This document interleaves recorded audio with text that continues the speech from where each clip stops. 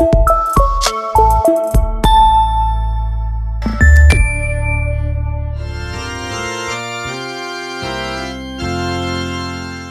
mofinaina isan'andro atolotry ny mpitandrina rakotina valina maoly.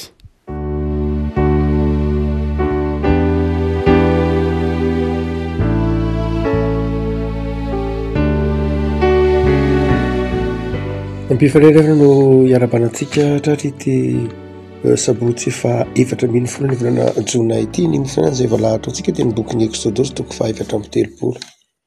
Exodosy toko fa 4:30 andininy voalohany ka hatramin'ny fahasivy. Exodosy toko fa 4:30 andininy voalohany ka hatramin'ny fahasivy. Amin'anaran'i Jesosy. Ary hoy Jehovah tamin'i Mosesy: manamboara ho anao vato fisaka roa tahaka ilay teo, dia hosoratako amin'ireo vato fisaka ireo ny teny izay tamin'ilay vato fisaka teo izay novakivakianao. Ary eo ka hivonona ianao mandra-pahamaraina, dia miakara raha maraina ao amin'ny tendrombohitra Sinay ka mitsangana eo anatrehako eo an-tampon'ny tendrombohitra. Ary eo ka tsisy olona hiakatra fa-tsy ianao, ary eo ka tsisy olona ho hita eny amin'ny tendrombohitra Sinay rehetra. Ary ny ondry amanosikoa sy ny omby dia aoka tsisy andrasana eny akaikin'izany tendrombohitra izany.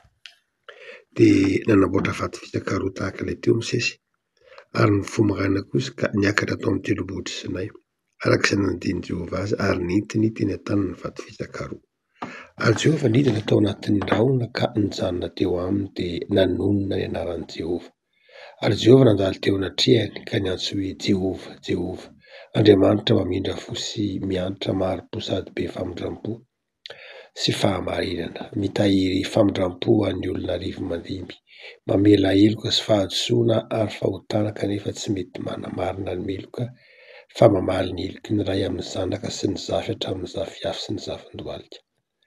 Ary Mosesy dia niorika faingana tamin'ny tany ka niankohoka, dia hoy izy: Tompo, raha mba mahita fiteo imasonao aho, aoka ianao Tompo andeha eo afovoanay.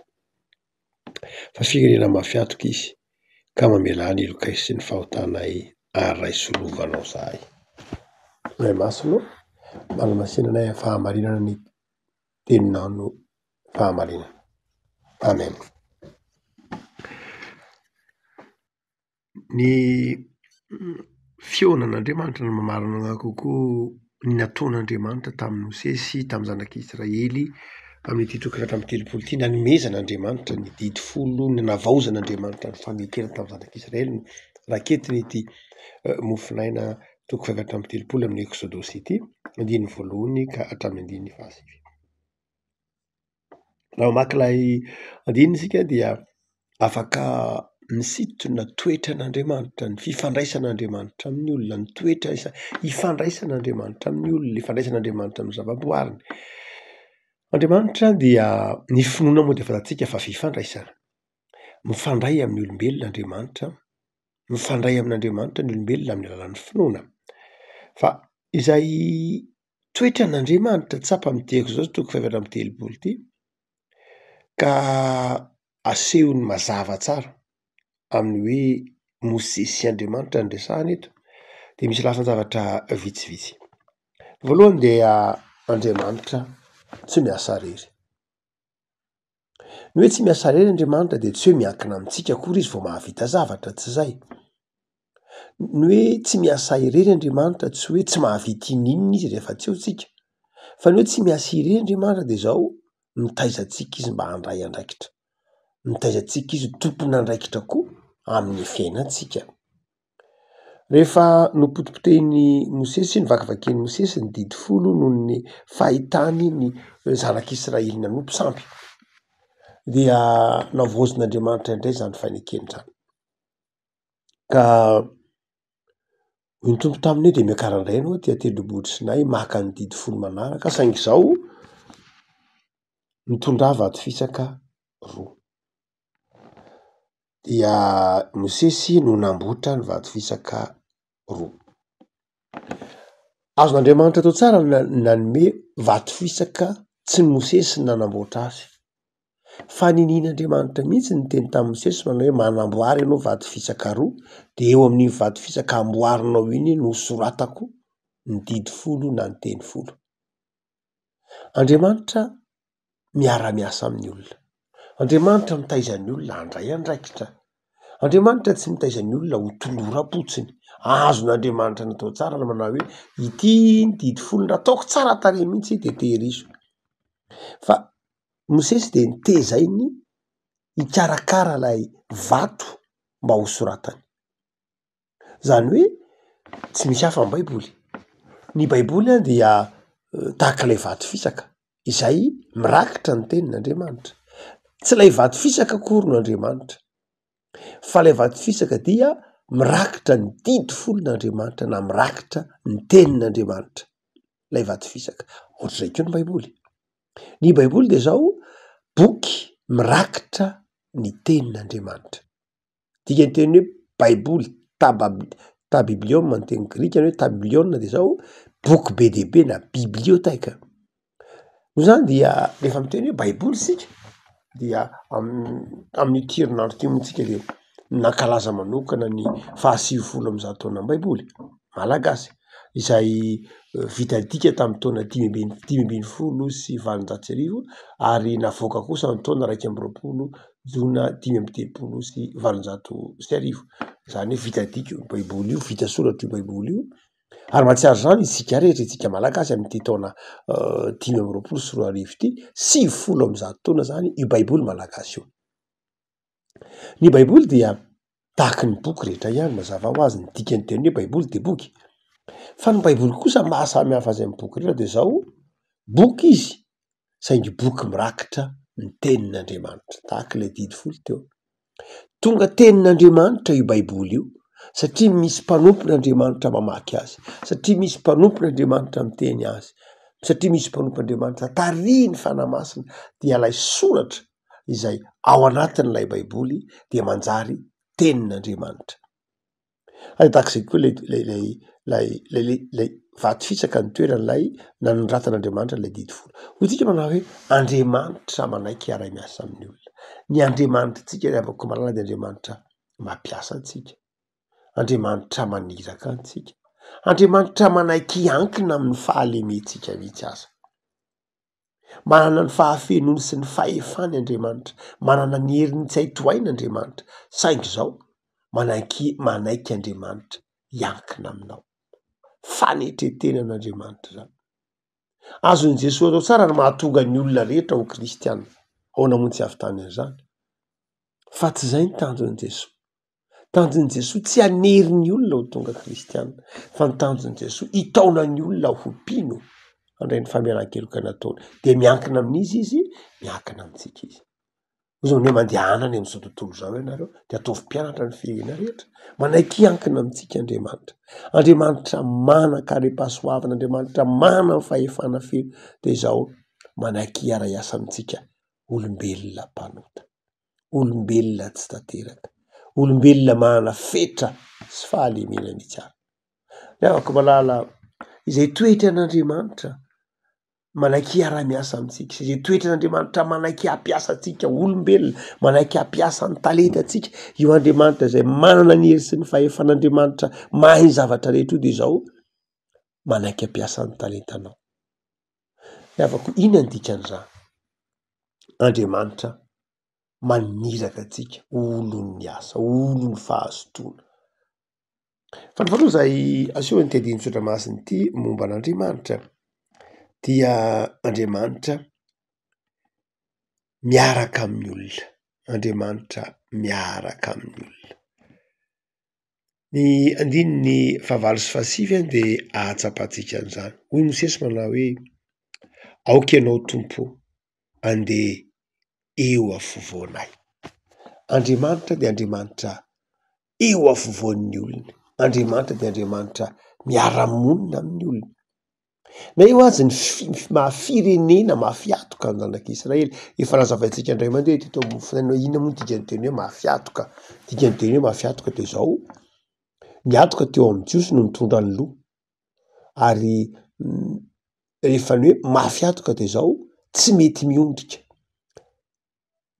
Tsy mety miondrika, tsy mety miondrika mijery tsy mety miondrika mandiny tena satria rehefa mafy ny atoka de zao midiridiry mirehare toy ny lanjalanja aloha zany fa rehefa malefaka ny atoka de zao afaka miondrika midika le hoe miondrika de zao mahita mandiny tena mahita ny tena araka ny tena izy ny hoe firenena mafiatoka zao zay firenena tsy manaiky diso firenena tsy mba mandiny tena firenena tsy mba manana fanetretena firenena sahy miziriziry eo anatrehan'Andriamanitra zay ny hoe firenena mafiatoka saingy eo anivo ny firenena mafiatoka io mafiatoka io de hoe Mosesy hoe avianao mandeha eto afovoanay zany hoe tsy hoe satria mafiatoka zay dia tsy andeha eo afovoanay Andriamanitra fa ny finoany Mosesy de zao na mafiatoka ary ny zanak'Israely de zao Andriamanitra andeha eo afovoany any zany hoe tsy ankina amin'ny toetra ny zanak'Israely akory tsy ankina amin'ny tsy fahatanterahany zanak'Israely akory ny fahasoavan'Andriamanitra fa niakataha Mosesy de zao hoe aok'izay Andriamanitra hiaraka aminao aoka ho eo afovoanay anao na de ratsy ary zay na de tsy tanteraka ary zay zay toetra n'Andriamanitra manakaiky antsika miara-monina amintsika tsy mijery ny hamafisapontsika Andriamanitra fa te hitaona antsika iverina ho amin'ny mandrakariva ny Andriamanitra fitiavako malala Andriamanitra miara-monina amintsika Andriamanitra mahafantatra ny fetra sy ny tsy fahatanterantsika Andriamanitra miara-monina amintsika ary hitondra fiainana zay le hoe didy folon'Andriamanitra zay noentiny Mosesy teo afovoan'ny olona tonga eo afovoantsika Andriamanitra amin'ny alalan'i Jesoa hitondra fiainam-baovao zay mahatonga an'i Jesoa ke miteny hoe na aiza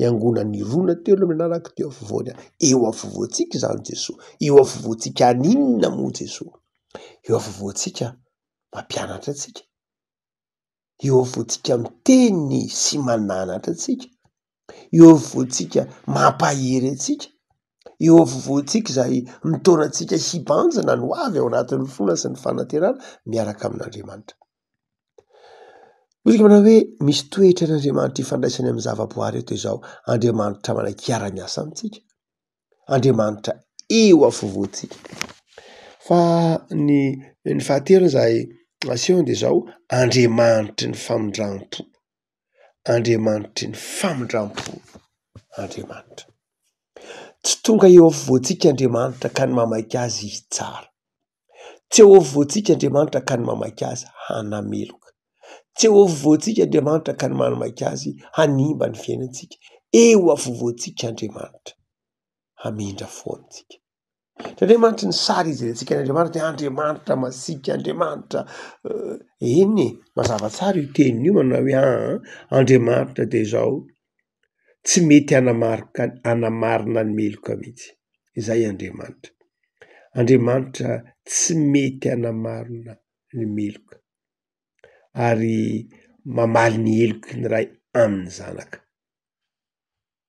ny afaka malala Andriamanitra tsy mankasitraka ota Andriamanitra tsy manaiky ny diso tonga marina fa nefa zao Andriamanitra hoe ny bokin'ny Exodosy eto Andriamanitra mpamindra fo eo afovoantsika Andriamanitra ny toetra hoentina asehon'Andriamanitra ma eo afovoantsika azy de zao manaiky amindra fo amintsika ny dikan'io mamindra fo de zao tsy tezitra ny dikan'io mamindra fo de zao tsy Andriamanitra mpamaly fatin'Andriamanitra mpiandrika endritoany ny avako malala amin'ity sabotsy faran'ny herinandro ty ara de mampahery anao Andriamanitra ny toetra ifandraisany aminao famindrampoy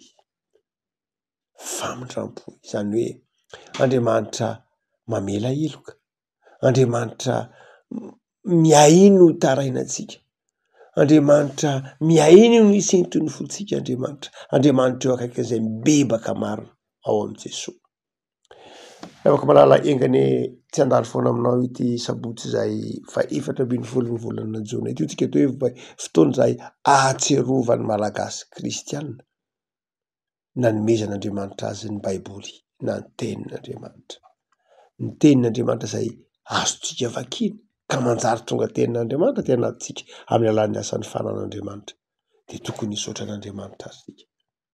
Fa ny zanak'Israely nomen'Andriamanitra ny didy folo, fa isika kosa nomen'Andriamanitra ny Baiboly. Zanak'Israely nomen'Andriamanitra noratan'Andriamanitra ny didy folo teo amin'ny vato izay namboariny, fa isika kosa nanoratan'Andriamanitra ny didiny sy ny sitrapony teo amin'ny taratasy izay nananantsika teny ny Baiboly. No zany dia afaka malala aoka ho tsapanao fa mpamindra fo. Tiantsika Andriamanitra. Ny antony nanomezan'Andriamanitra ny Baiboly tsy hitsaranatsika fa mpahafantarana antsika lalana marina tokony hizorana. Ny antony nanomezan'Andriamanitra ny didy folo dia ahafantarantsika ny tenantsika ho mpanota. Ao anatin'ny Baiboly tsika ny mamantatra ny mahampanota antsika. Ao anatin'ny Baiboly tsika ny mamantatra ny mahafamindram-po sy fitiavana an'Andriamanitra. Afaka malala engane hisaotra an'Andriamanitra ianao no nanananao ny Baiboly. Alay Andriamanitra ny Baiboly dia tantarain'ny Baiboly dia Andriamanitra mamindra fo. Andriamanitra eo afovoanao. Andriamanitra mamela helokanao. Andriamanitra manaiky hampiasa anao sy ara-miasa aminao. Raisoary Jesoa. Fa Andriamanitra mitoetra ao aminao mandrakariva izy. Vavaka Tompo ao misaotra anao izay ny amin'ny teninao izay mampahery anay, mampitraka anay. Misaotra fa izao farany herinandro ao dia atsapahanay fa Andriamanitra eo afovoanay ianao. Andriamanitra tsy manafaka anay, aty amponay. Tsy maika hitsara fa maika hany, tsy maika ho tia, maika hitaiza, maika merina anay eo aminao. Misaotra tompony amin'izany teninao mam'izany dia mivavaka izahay, mampaherezo. Atao faly aminao lalandava. Misaotra ny amin'izay rehetra soa nomenao anay tamin'ity herinandro hodify ity. Misaotra noho ny fitahiana, noho ny fahasalamana, noho ny fitiavana asa ataonao aty anatinay. Dia mametraka ny fikasana rehetra amin'izao herinandro vaovao izao. Da io herinandro ahitana fiadarana sy fahasoavana. Misaotra Jesoa. Andriamanitra mamindra fo sy mamela heloka anay. Amen.